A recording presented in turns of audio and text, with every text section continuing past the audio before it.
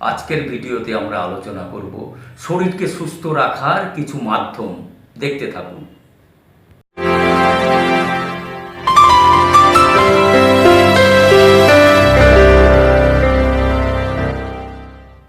নমস্কার, care with ভেস্টিজের পক্ষ থেকে আপনাদের সকলকে উষ্ণ অভিনন্দন।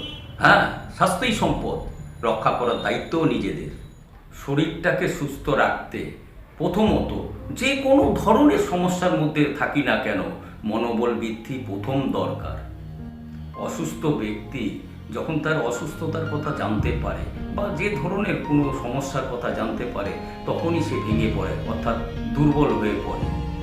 কিন্তু দেখা গেল অসুস্থতা বা তার সমস্যার সূত্রপাত অনেক দিন আগে, কিন্তু তিনি না জানার কারণে মনের মধ্যে কোনো প্রভাবই পড়েনি।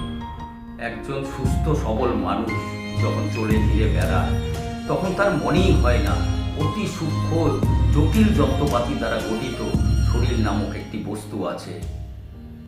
শরীরের সূক্ষ্ম যন্ত্রপাতিগুলো যখন একটু এদিক ওদিক হয়, তখনই আমরা জানতে পারি সুস্থ ও অসুস্থতার পার্থক্য কি। আরম্ভ হয় দুশ্চিন্তা, ডাক্তারের ঔষধে জর্জরিত হয়ে যায়।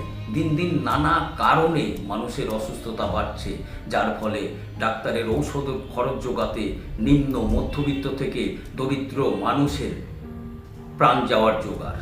কিন্তু আমরা যদি একটু সচেতন হই, কোন রোগ কেন এবং কি কারণে হয় এবং কি করলে রোগের আক্রমণ থেকে বাঁচা যায়, তাহলে ডাক্তার ঔষধের খরচ আমরা একটু কমাতে পারি এবং সুস্থ সবলভাবে থাকতে পারি।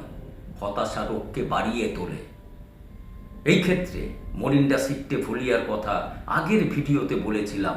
মরিন্ডা সিট্রিফোলিয়া হতাশা দূর করতে সহায়ক ভূমিকা পালন করে। মরিন্ডা সিট্রিফোলিয়া ঝিমুনি ভাব বা অবসাদকে তাড়ায়। একটা প্রবাদ আছে, দাঁত থাকতে আমরা দাঁতের মর্যাদা দিই না।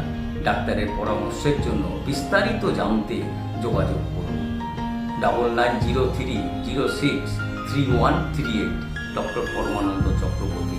এছাড়াও নাম্বারটি নিচে দেওয়া থাকতে আপনাদের প্রয়োজনে যোগাযোগ করতে পারেন। কেয়ার উইথ ভেস্টিজের পক্ষ থেকে আপনাদের সকলকে ধন্যবাদ। ভালো আছি, ভালো থাকুন, ভালো থাকুন, ভালো রাখুন, সুস্থ থাকুন, আনন্দে থাকুন। ভিডিওটি যদি ভালো লাগে তাহলে সাবস্ক্রাইব করবেন, শেয়ার করবেন, সঙ্গে থাকুন।